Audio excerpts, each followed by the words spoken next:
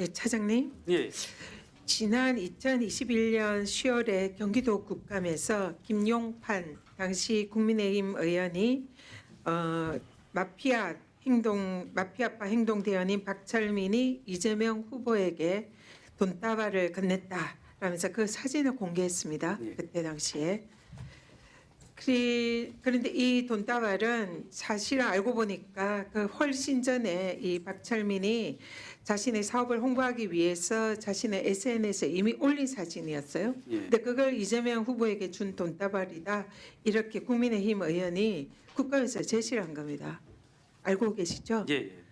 그리고 또 김진태 당시 국민의힘도 20대 대선을 앞둔 2021년 12월에 이재명 후보가 조폭으로부터 10억을 받았다라는 편지를 공개했습니다. 예. 이 편지가 지금 이제 문제가 되는 그 편지죠. 예.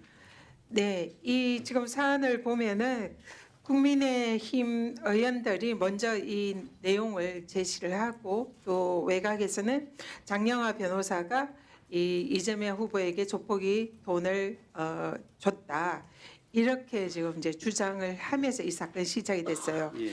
그리고 이 사안이 보면은 당시 언론의 보도가 엄청 많이 됐습니다. 그래서 이재명 후보가 조폭이다. 조폭과 연계됐다. 그리고 그 조폭에게 뇌물을 받았다. 이런 게 기정사실하면서 보도가 됐어요. 그래서 이걸 수사를 했어요. 예. 수사를 했는데 검찰이 수사를 제대로 하지 않고 아까 이제 그 감정했던 그 감정관이 그 편지가 뭔가 조작이 된 것 같다. 가필이 된 것 같다. 이렇게 의견을 냈는데 내부에서 그걸 이제 뭉갰습니다.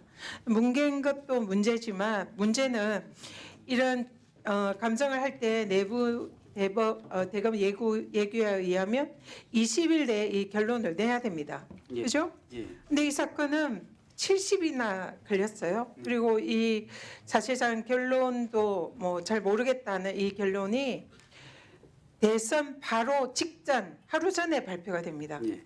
그러니까 이게 결론적으로 지금 보면 최근에 이 사건이 법원에서 장영하 변호사가 이 주장한 이 사안이 사실은 거짓이었다고 유죄를 선고를 한 거 아닙니까? 그러면 이걸 지금 와서 이제 돌이켜 보면 이 국민의힘 그리고 장영하 변호사 그리고 여기에 조력한 검찰 그래서 사실상 이재명 후보를 조폭과 연루된 부도덕하고 부패한 후보로 그것도 뇌물을 받은 그런 후보로 매도를 해서 국민들에게 매우 부정적인 그런 인상을 준 겁니다. 동의하세요? 저희들이 감정이 70일 정도 늦게 걸렸다는 부분은 뭐 저희들은 인정을 합니다. 하지만 그 첫 번째 가필 감정과 필적 감정이 있었는데 가필 감정은 가필 흔적이 있다, 가능성이 있다고 한 것은 2022년 1월 6일 날 수사팀에 통보를 해줍니다. 그리고 이제 두 번째가 세 가지 필적 감정이 있었는데 네, 그거는 좀 이따 말씀하시고요. 지금 말씀하신 그 답변으로도 대검이 이 사건을 뭉갰다는 게 드러납니다. 1차에 이미 가필의 정황을 확인했잖아요. 예. 그럼 그때 발표하면 되죠. 그건 통보를 해줬습니다. 수사팀에 그 부분을 저희 통보를 해드렸고 그걸 국민들에게도 알 수 있게 해야죠. 왜냐하면은 그때 당시에 이재명 후보가 조폭이다, 연루됐다, 뇌물 받았다 이런 게 지금 언론에 막 보도되고 이재명 후보가 사실상 부패한 범죄자와 관련이 있는 그런 후보라고 국민들은 알고 있지 않았습니까? 이걸 바로 잡아줘야죠. 그래서 그게 아니다라는 게 나가야 이게 억울한 누명이다 이런 게 밝혀지고 이재명 후보의 덫이었던 그 나쁜 이미지가 벗어나는 거 아닙니까? 이걸 사실상 방조했다. 이걸 말씀드리는 겁니다. 그래서 여기에 대해서 사실 이 내용이 실제로 굉장히 당시 선거에 영향을 줬다 이렇게 생각하고요. 법원도 그런 내용으로 이번에 판시를 하지 않았습니까? 이러한 내용이 없었다면 이재명 후보가 지금 대통령 4년 차를 맡고 있을 거다. 이런 세간의 지적도 있습니다. 그러니까 결정적으로 이 사안이 당시의 대선 개표 결과를 보면 이재명 후보가 굉장히 박빙의 승부로 졌습니다. 그래서 이런 사안이 그때 대검에서 바로 잡아줬다면 사실상 대통령 후보가 대통령이 바뀔 수도 있었던 그런 사안이라는 겁니다. 그래서 결국은 대검이 대선 개입을 해서 대통령 후보를 바꿨다 이렇게 생각하는데 거기에 대해서 어떻게 생각하세요? 의원님 사건이 저희들 감정실은 문서 감정실은 절대 수사기관 단절이 돼 있습니다.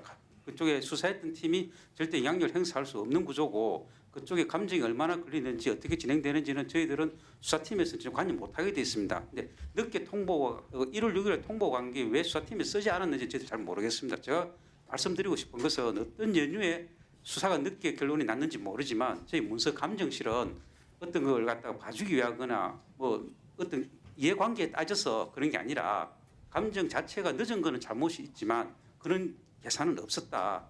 그렇게 말씀드리고 싶습니다. 이 사안에 대해서 이런 사안들이 쌓여가지고 지금 검찰이 불신을 받는 거 아닙니까? 사실상 대선에 개입하려고 했고 이재명을 죽이려 했고 그런 정황들이 많이 나오잖아요. 그래서 여기에 대해서도 지금 명백히 사실상 대검이 실수한 거고 고인지 과실인지는 모르나 정말 국민들에게 이 부분에 대해서 죄송하다, 잘못했다라고 사과를 해야 되는 거 아니겠습니까? 예. 근데 말씀해 보세요. 의원님 저희들이 제가 자꾸 문서 감정실에 대해서 말씀을 드리는 것은 저희 문서 감정실은 어떻게 되든 객관성이 담보가 돼야 됩니다. 이거는 저희들이 했던 문서 감정이 유무죄를 따지는 중요한 증거이기 때문에 여기에 수사팀이 입김이 작용한다는 것은 있을 수 없습니다. 저희들은 이 문서 감정실만큼은 무결점을 유지해야 됩니다. 그런 점을 제가 말씀드리고 그 이후에 사건이 그 문서 감정을 의뢰했던 검사가 어떻게 했는지는 저도 잘 모르는 부분이지만 문서 감정실에서는 서로 의견 대립이 있었고 그러한 문제 때문에 좀 늦어지고 그런 게 있었지만 이분들이 문서 감정사들이 정치적인 이해 등락에 따라서 늦게 하고 검찰은 정치적으로 했을 수 있잖아요. 감정실뿐만 아니라 검찰 전체의 이런 부분에 관해서 좀 국민들께 사과할 의향이 없냐는 거죠. 잘못된 부분이 있다면 저희들이 사과를 하겠습니다.